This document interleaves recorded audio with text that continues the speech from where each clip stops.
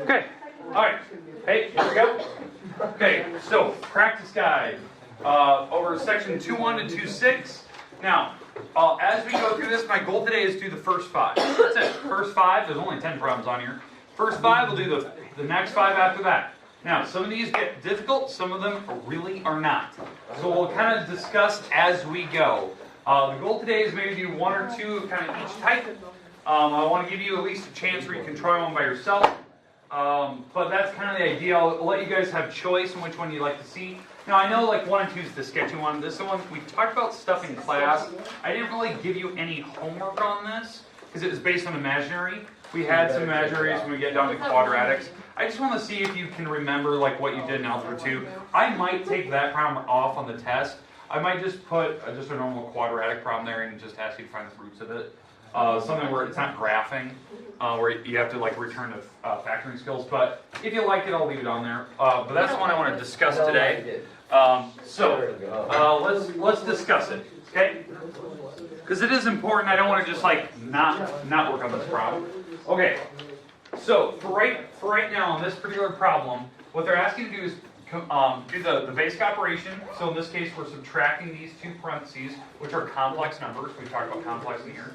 And the idea is that what I want is I want your final answer in complex form, where there's a real number and an imaginary part after it. We talked about it in the beginning of chapter 2. I just never really assigned any homework on it because we just went right into the quadratics where what it's applied to. But again, how would I subtract? What do I need to do with that? Distribute the negative throughout the binomial. You are not multiplying the 2 parentheses together. You are subtracting them. So really, the first parenthesis, I don't actually need it. It's actually not needed because there's nothing to distribute in front of it. But in the back, I'm going to distribute the negative sign to the back, so it's plus 9 plus 11i. And again, the i's are imaginary. Okay, so then say it again.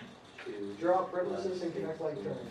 Connect like terms. All right, so we're going to combine like terms. So when we combine these, I'm going to combine the 9 and the 7, or negative 7, I should say. And then we're going to combine the 5i and the 11i. Now, when you combine these, you just add them like they're variables, right? So what's negative 7 plus 9? 2. A positive 2, right? Positive 2. And then we have 5i and 11i, which makes 16i. That's your answer. So how about we have that problem on the test, but not the second? Yeah, okay. So now, the top one, right? You're just combining variables. They're imaginary numbers, right? It's complex. You get imaginary when you find a root for a quadratic that doesn't actually hit the x-axis. The whole idea was like, you know how to simplify them. That's how you simplify. Now, the second one, I agree, is hard, right? That you have some type of rational function here where there's top and bottom, where there's imaginaries. And the idea is that what you have to do on this particular problem is you multiply by the conjugate. Now I know, again, we didn't have any homework on these 2 problems, but we talked about them in class just kind of briefly to discuss like what you can do with imaginary. And the whole point with this problem was that I wanted you to multiply i's together. Like if you multiply the I, you get I squared, which turns into a negative 1. And we've discussed that in this class. But again, we have to do the conjugate. The conjugate is kind of like the opposite. It's just you're flipping the middle sign, not the whole thing. And so when you distribute, you FOIL, whatever you want to say, when you FOIL this together, what I get is I get 2 times 2, which is 4. 2 times negative I is negative 2i. I times 2 is positive 2i. And then I times a negative I is negative I squared. And that's the part that I wanted to focus on. Yeah. So the idea is that on this case, the I squared, this part is a negative 1. That's all I squared means. So you actually have a negative 1. That's what it means. Which is a double negative, which is you can't use plus 1. Okay, does that make sense? And then the i's cancel out, these i's are gone, and your answer on the bottom is just a 5. That's kind of nice. No. Okay, questions, comments about how we did that problem? Are you not going to do the top half? I am going to do the top. Oh. Okay. Now, the whole goal was to get rid of the i's off the denominator. You cannot leave radicals on the bottom. We talked about that a long time ago. Okay. Okay. So, on the top, we're going to FOIL out the top together, or distribute, however you want to think of it. 2 times 2 is 4. 2 times negative I is negative 2I. 3I times 2 is 6I. And then 3I times a negative I is negative 3I squared. And again, the negative 3I squared, the I squared means negative 1 right here. So this is a negative 1, and we're taking it times the negative 3, right? So what that actually means is that if I get rid of the I squared and make it negative 1, that means just plus 3. This is negative 1 times negative 3. So it's 7. So the idea is that on the top you have 4 plus the 3, and then you're adding the 2I and the 6I together, So 8. which the actual top itself is still complex, right? There's an imaginary part, there's a whole number part, but you just need to put them in the right order. So the idea is that when I combine, what I heard earlier was 7, and then the i's go in the back, and that's 4 i's, because one of the i's is negative, right? And on the bottom you have the 5. Now, that technically is your answer, but remember, when you write complex numbers, you separate. You separate the real number, and you separate the imaginary part. So really, the idea is that this is what you do. You just take and you put the 5 under both items, you make them their own fraction. So, That's typical arithmetic. like that. And you're done. You can leave it like that and move on to the next one. We discussed this in the beginning of chapter 2. I never assigned any homework. That's why I didn't really feel comfortable if I'm going to leave that on the test. I might just put a quadratic there that says find the roots. Maybe they're imaginary, where you do quadratic formula. And if you need the quadratic formula, I will provide that for you on the board if I'm going to put it there. Again, the only type of problem I put there is probably something that we had in the homework. I'm not going to put the story problems up there. Those are too difficult. I'm not going to do that. I want to just put something that is easily, you get some points. Like, I consider these kind of easy, but we didn't have any homework on that, so I didn't really feel comfortable putting on the test. But I did want to talk about it, because it was something we did discuss in the beginning of chapter 2. Especially that first one, for sure. Okay, questions? Okay, did that make sense, how I did that? Okay, let's go to the next part here. Anyone still need that? Okay, good, I'm going to erase. Let's go to the next part. So now the next part is where we're graphing. We spent a lot of time on graphing in this chapter, not only just polynomials, but quadratics. And we're talking about all the little intricacies of it, the little pieces. And I want to make sure that we're comfortable. Like, for instance, problem number 3, that one's in the perfect form to graph it. It has your vertex where you're starting. It kind of tells you which direction the bowl should be going. And you just need to figure out, some rough numbers for what you're going to hit. What I mean by that is this is standard form for a quadratic, or a parabola, if you will. That you want to get the, I'll say f of x, I was going to put y, but you get the f of x, right? And you move this number to the other side with the f of x for this part, so I'm going to replace it with a y here. And you add the 1 to this other side.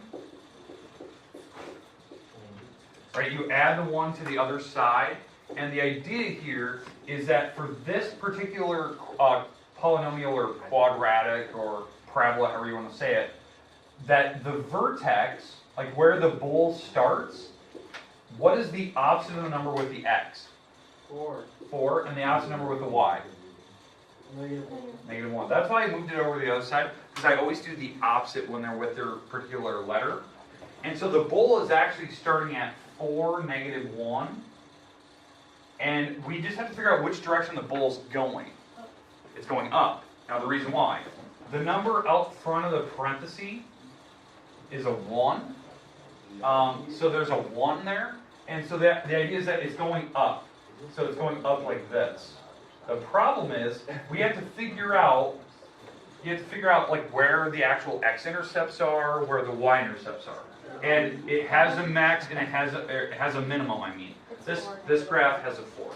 That's negative. Oh, what am I doing? What am I doing? Oh, 4, negative 1. Amateur hour. Alright.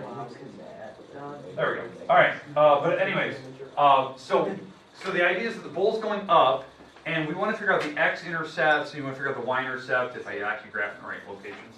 But the idea is that the y-intercept is probably the easiest number. That's the number I would do first. Now again, how you find y-intercepts, you just plug zeros into all the x's. So, and then you just simplify that problem down. So the idea is that when I actually plug a 0 in, it will give me the y-intercept. So this is 0 minus 4 squared, and then we subtract 1. So the idea is that the y-intercept is at 4 squared, which is 16, and I subtract 1, so the y-intercept is at 15. So 0, comma 15 is way up here in the air. 0, comma 15. So it's way up here. Okay? And then that means that the other location, since this is 4 away, this is like the middle, right? They call this the axis of symmetry. It's like the middle of your bowl. I go 4 this way, 1, 2, 3, 4, and that's where the other side of the bowl is going to be, because it has to be perfectly symmetrical. So if I know where like the middle of the bowl is, and I know where the y-intercept is, I can find the dot on the other side of it. Because usually for parabolas or quadratics, you can always graph a minimum of usually 5 points. The vertex, x-intercepts if there's 2 of them for sure, and then the y-intercepts. So like the minimum is usually like 5. The only difference is that if there is not a potential where there's going to have an x-intercept, then I could see that you could have less than that. But I would say like I can graph 5 usually. That's a normal problem. The only problem that I have here is like where are these points? That's the only goofy part that we need to figure out. And again, how you do that, how you figure out the x-intercepts is that's where the quadratic comes into play, the quadratic formula. Where if you can factor that thing apart, you would actually attempt that. In fact, I want to show you how to do that here on this problem. Okay, is there any questions with, so far, how I've started that problem, how I figure out the y-intercept, how I figure out where the vertex is? That's why I like this problem number 3. It's already done, it's already factored apart. 4 isn't. So 4, we could do the x-intercepts and the y-intercept really easily, but we need to figure out the vertex, and that's what this thing does for me. That's what you have to do, like completing the square. Alright, but we're still on number 3. So again, how you would attempt this to figure out x-intercepts, I would actually FOIL this together. Right? So take the x minus 4 times x minus 4, actually FOIL it out, so that we can actually like take the quadratic formula or factor it, and we can see where the x-intercepts are. This factoring gives you x-intercepts. So this FOILs out to be x squared minus 8x plus 16. And we subtract 1, which is x squared minus 8x plus 15. And that is actually factorable, correct? Yes. What does it factor into? -3, Yeah, -3, -5. So those would be my x-intercepts. Now, if you could not factor it, that's when you do the quadratic formula, which is this thing: negative b plus or minus square root b squared minus 4 times a and c all divided by 2a, and that will be on the board test day if you need it. I always do that if you need it. Now, why would I ever choose to do that? If it's non-factorable, then the a, b, and c numbers in this formula are from here. Like this is a, this is b, and this is c. It's not the variables, it's just the numbers. Like a is 1, b is the -8, and c is the 15. And I plug those in this location, and whatever this simplifies into, those are my x-intercepts. They could be imaginary, they could be decimals. This one happens to be perfect numbers. In fact, my arrows are actually pointing out what they are. I just don't have the bowl wide enough to hit them. So it does have a vertex. I already kind of marked where my axis symmetry is. It's down through the middle of it. I don't really care about that, but I do care about the find the y-intercept, the x-intercepts, and the vertex. And it does have a minimum. So, and in fact, I want to mark that. The minimum was the vertex. So the vertex was at 4, -1. That was my minimum. Again, minimum means the lowest point in the graph. So I would just label that. Whoa. Yeah.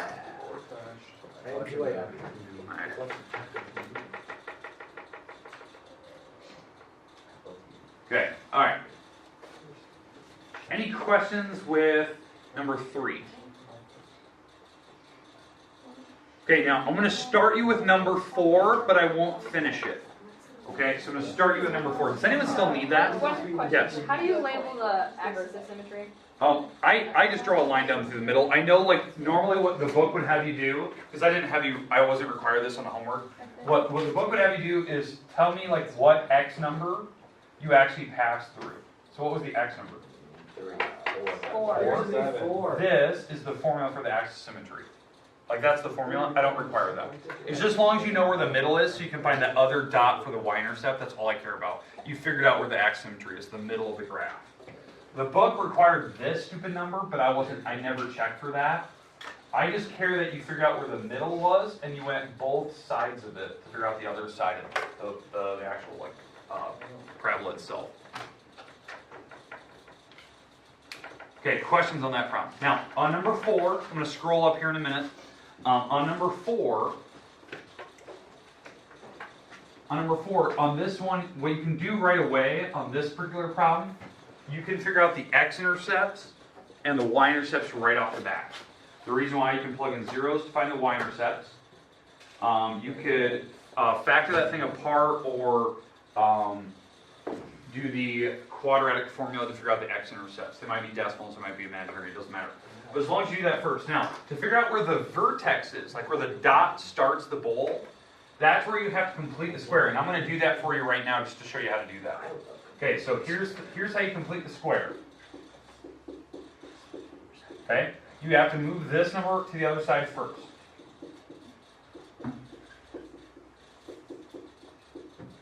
Okay, so I move that whole number over because I want to get the x's by themselves. Next, I factor out a number that's in front of the x squared, whatever that number is. So if it's negative, you factor out the negative. I'm going to factor out the 2. When I factor out 2, that leaves me with x squared plus 2x on the inside.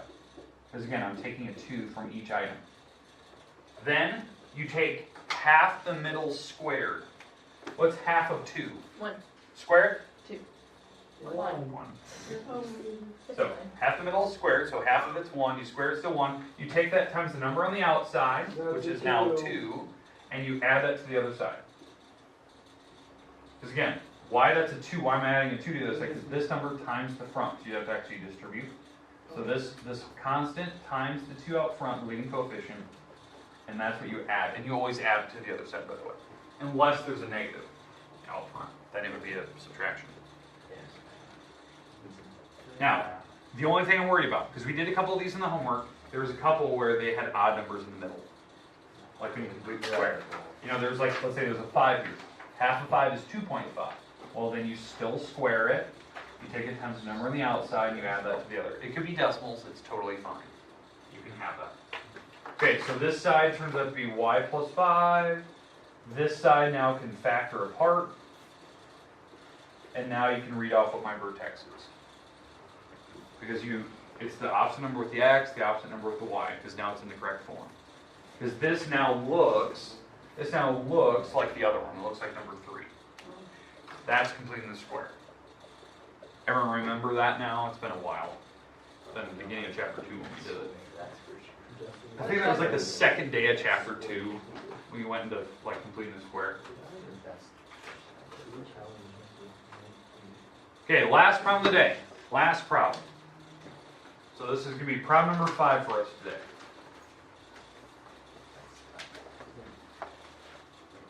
Anyone still need that? And again, I didn't finish that problem. I just set you up so you could do it because that was the one thing I wanted to review with you. All right, number 5. This is my last problem. They want you to determine the end behavior of this particular polynomial. So where the tails are going to go, are they going to go the same direction up, opposite directions, where one tail goes up, one tail goes down? Figure out the y-intercepts and figure out if it's symmetric or not. Type of symmetry, is it odd, even, or neither? So there's quite a bit with this leading coefficient test. It is not having you graph. It's not having you draw a rough scale picture. It's just you are giving me the y-intercepts. You're giving me where the tails are going, and if it's symmetric at all. So there's like 3 parts to this problem. So let's do the end behavior first. End behavior, right? That's the first check that they want us to do. You have to look at the greatest power. So what's my biggest power? 4. 4, okay? So that means that since it's even, so it's an even power, that means the tails go the same direction. So what I mean by that, whatever this graph is going to look like, the tails go in the same direction. They're either going up, both of them, or they're both going down on the very outsides of this graph. Now, which direction are they going? Up. Up. Why up? Because it's positive. Yeah. The idea is that the leading number, the leading digit, is positive. Watch you. What I mean by the leading digit, the number up front was a 5. So that tells me it's going up. So both tails go up. Yeah, I'll let you write that down if you have. Sorry, I'm going kind of fast, so I want to give you time to work today.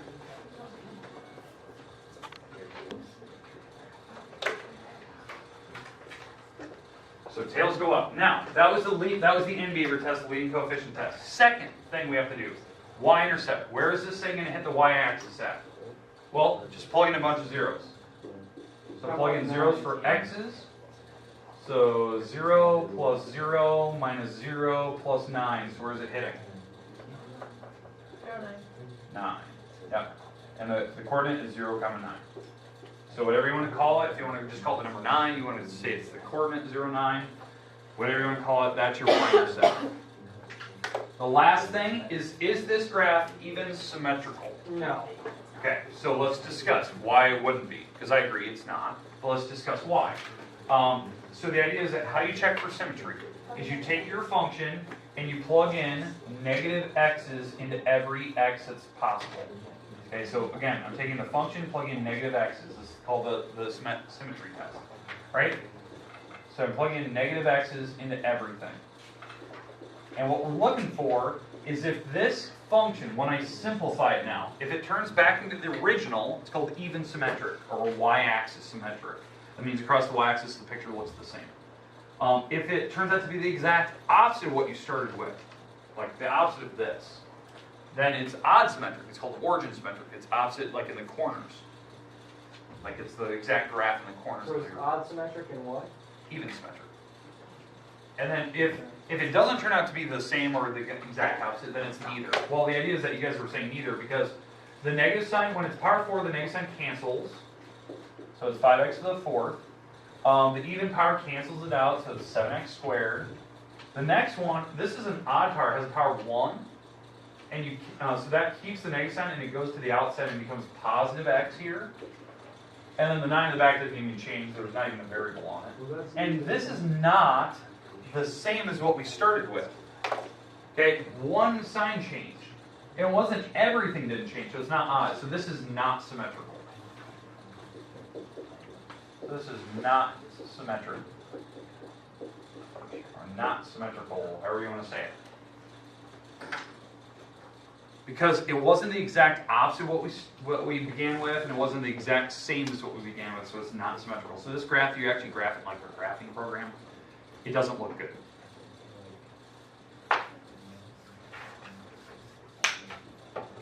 Now, here's the crazy thing. You need to remember this. You are not allowed to use, your computer, Wolfram Alpha, or anything when we do these problems on the test. So you have to really trust the rules we've been talking about, like what this thing is roughly going to look like. You can use a calculator to get numbers, but you're not allowed to use a graphing program. Because a lot of these, a lot of people just graph it and see what it looks like and then just explain it. So you got to do these by hand. You have to know your rules. Okay, are we good with 1 through 5? I explained enough. Now I didn't finish some of those problems, like number 4, I didn't finish number 3, I don't think. Maybe I didn't. But make sure you're doing that, okay? The rest of the day, you have about 15 minutes or so. I want you to make sure that you're finishing up your page 355. That is due Thursday. That's due in a couple days from now. That was the one where you're doing, the vertical asymptotes, horizontal asymptotes, and slant. And you're trying to get a rough sketch where that thing's going. Be careful about those limit problems. Those are the first ones. I warned you of that yesterday, the 9 through 20. The 9 through 14, the first couple questions, the graph's on the wrong page. It's like on the bottom of page 354. It's not on the page where 9 through 14 are written. So you have to kind of look back. Some people really mess it up last time. Okay. All right, but there you go. The rest of it is yours. If you want to work on this practice guide, that's fine. Tentatively, we're going to be having the test Thursday, Friday this week. So keep that in mind. We're going to review, finish tomorrow, and then we'll possibly take this test later. And again, it'll be 10 questions, possibly 9 if you're question number 1. I don't know if I like question number 1 yet. But you gotta get rid of number 2. We like number 1. I like number 1 a lot. I don't like number 2. So, Alright, but there you go. The rest of the time is yours. Work at your own pace. You can work with your neighbors, but stay quiet and try to stay on task.